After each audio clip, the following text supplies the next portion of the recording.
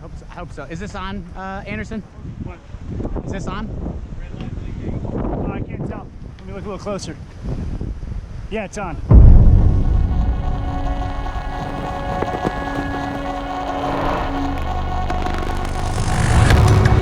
We're actually more prepared than we've ever been for any race. Probably the best crew that we've ever had on the boat. Here we have everything. We have reaching, running, fetching. Everything is on the table. Good maneuver, good running mark, all the time focus on the next one. I think it's one of the key of the race. The racetrack is not a friendly track if you don't respect it. It's gonna be full on for the whole time. It's gonna be tough. It's gonna be hard on sleep. You can't go back. So you have to push through.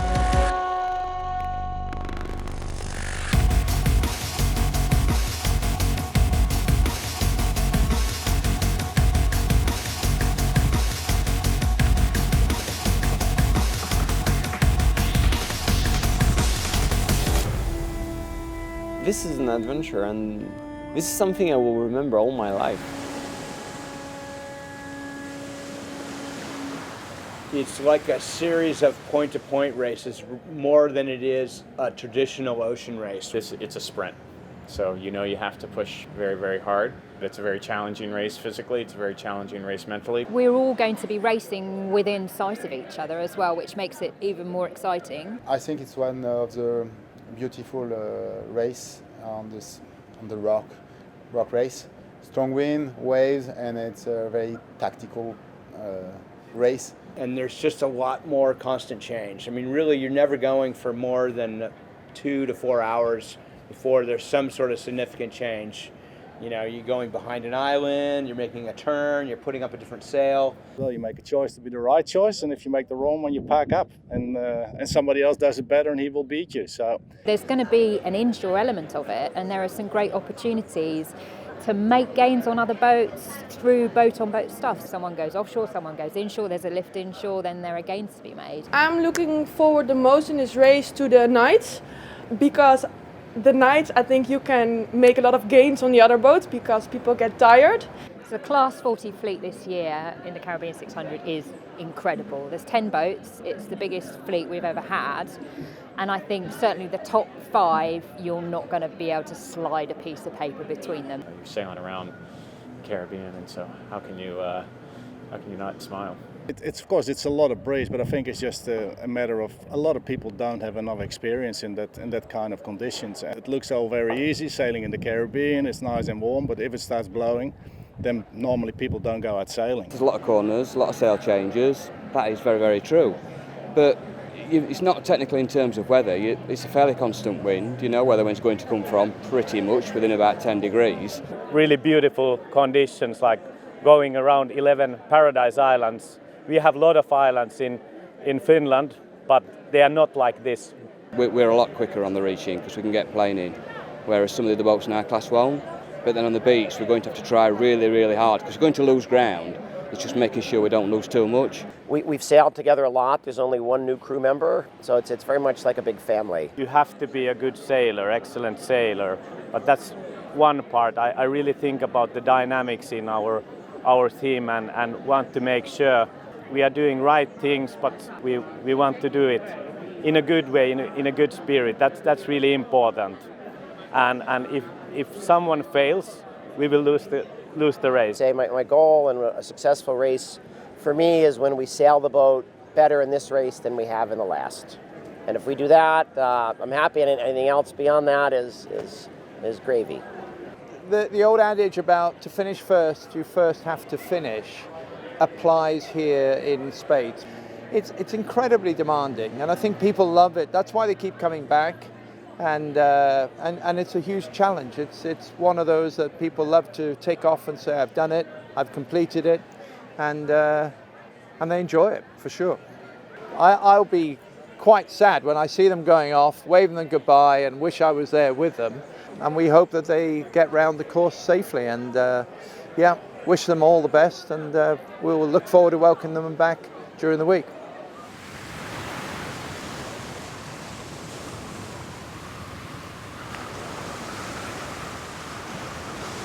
we're going to be a little nervous. You know, we all remember what happened. It was only a year ago.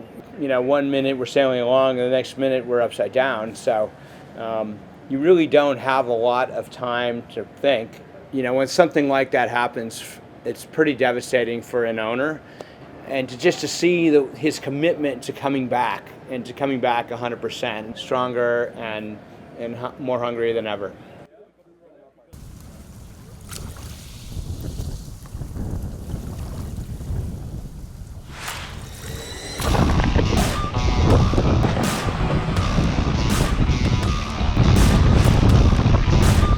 J2 inside!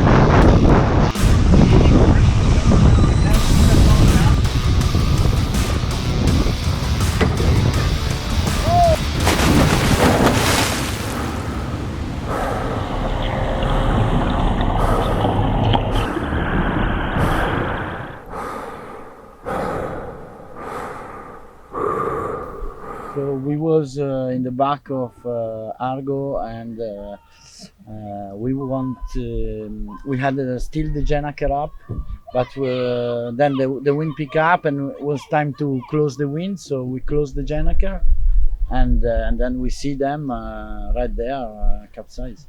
We didn't understand what's happened to them. It was quite some experience. We used Traveller main sheet super fast as the bow went just sort of dipped, but that wasn't enough. I think the foil probably, once you get down to a certain angle, then the foil probably works in reverse and is then sucking you down more. And once the front beam then hits the water, then the rudders come out. So you've lost steerage. So I had quite a long fall, hitting the boom along the way to the water. I ended up pretty far from the boat and had to kind of grab the last piece of rope I could find. So we're happy that we're safe. You know, we're not going to make an irresponsible decision just to race. We're going to go if the boat's safe and close to 100%. So.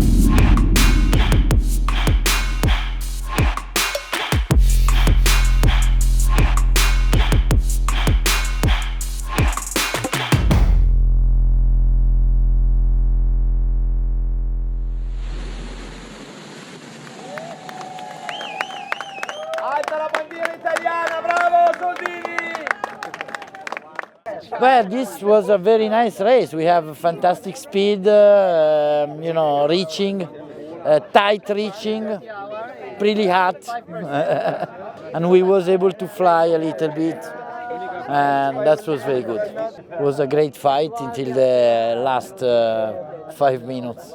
We were always at least 2 miles away from them. We wanted to get as much leverage as we could after Redondo. They tacked immediately, which I think is what boats typically do, and we headed off toward Montserrat. And I think that surprised them, and so we thought we would get a big split from them. And we got a reasonable sized split, but they tacked and came back to cover us. I was very happy to be here to race with Argo. That is a one of the best team in the world. And there is plenty of fantastic sailors. They are very, very professional. So for us, it was very important to race on the water. I think it's the first time in the history a multi-hull so big came out of a capsize in 2 days with no damage. That was really a miracle, that's for sure. I was amazed we got to the start line, and then it's miraculous that we got to the finish as well. It's really incredible. It's very satisfying when you've planned something, executed it, it's successful. But this is more spontaneous and unpredictable, and very bonding as a team. To say, we went through a capsize together. We went through 48 hours of working non-stop to fix it, and then we went through a race, and no crosswords. So it's a hell of a team on board to be able to pull together and have that sort of human side of it.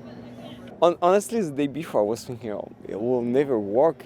I was just, all the team were just focused on trying to make it work, but we were all thinking that it would be just hard. And it was really, I'm really proud of all of this team, all what they did. And I'm thinking that a sailor needs to capsize at least once in his life.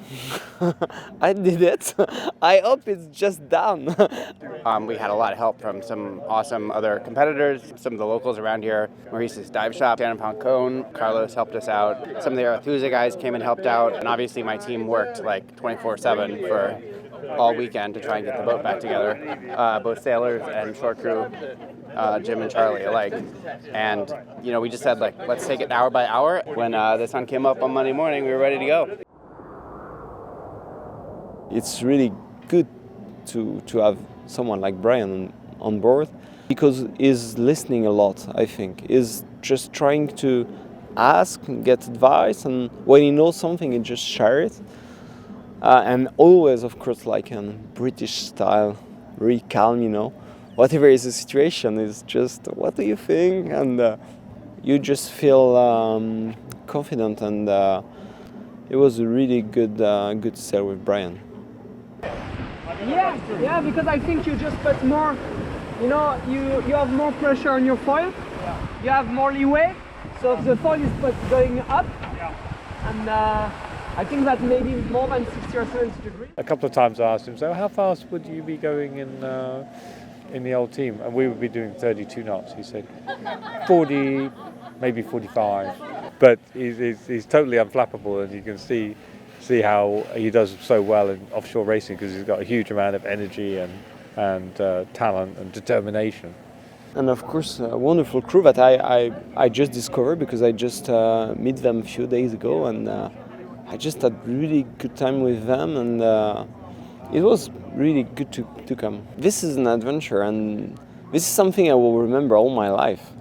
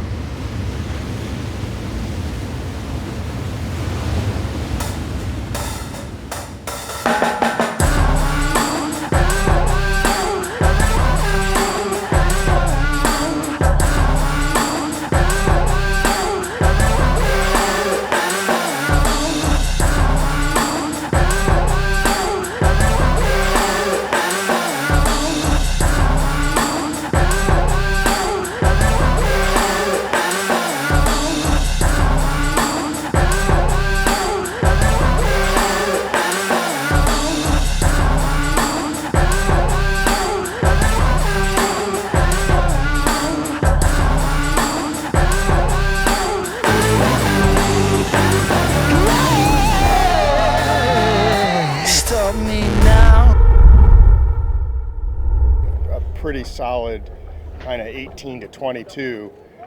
This boat reaches so well. It's so fast reaching and very powered up, and a lot of 22 to 25 knot, just flying along, planing. It's one of the great ocean races now, even though it's a fairly young race. This race was kind of interesting because we had two littler 40-foot or less catamarans following us around the course, and it's hard to get away from those things. They're really, really fast. And we went back and forth, I think, with Fujin pretty much the whole race, and they finished right behind us.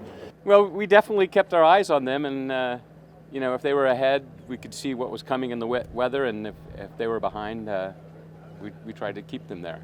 I wasn't on the boat last year, but we've all heard the stories, and nobody talked about it. Finally, we're coming into the corner exactly where it all happened, and the on watch, 4 on, 4 off, and I'm floating, and the on watch says, well, should we wake up the guys down below, of which he was one. I was awake. And see if they want to come up on deck and see, and nobody came up. It was just business as usual. It was pretty special to be on the boat and get past that milestone. I was basically just trying to block out a year ago. Yeah, it was a little emotional recalling last year, which was pretty traumatic. But yeah, it was great. Conditions were much better this time. It was much easier. No real issues. So we just had fun. Yeah, we really know as well of Nikata. It's a big boat, fast, of course with some more comfort than we used to, but we were not allowed to take showers, so it's great. The boat's super quick, 12 to 18 knots, boat speed all the time. Steep islands, these green islands, it's a race, must-do race on the calendar for sure.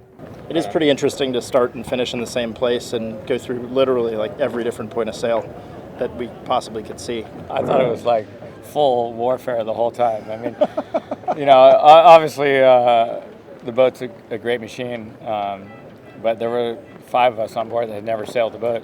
So we were making mistakes that caused breakages just on boat handling. Volvo 70, the Wizard. See you later, boys. I feel like it was an entire Caribbean season in 2 days or a little more. I think everybody had a great time, and that's the main thing for us. Nobody got hurt. At night, I don't know how y'all arranged for the supermoon to coincide with the race, but that was a really nice touch.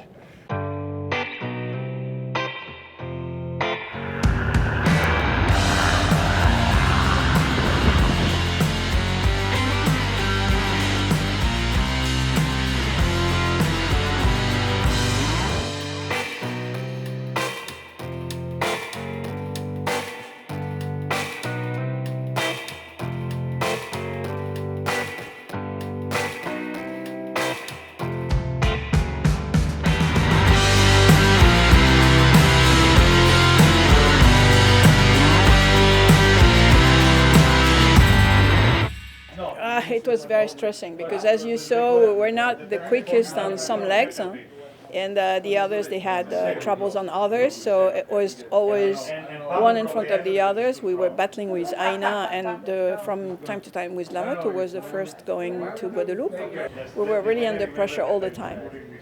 So I'm pretty amazed by the crew that I had.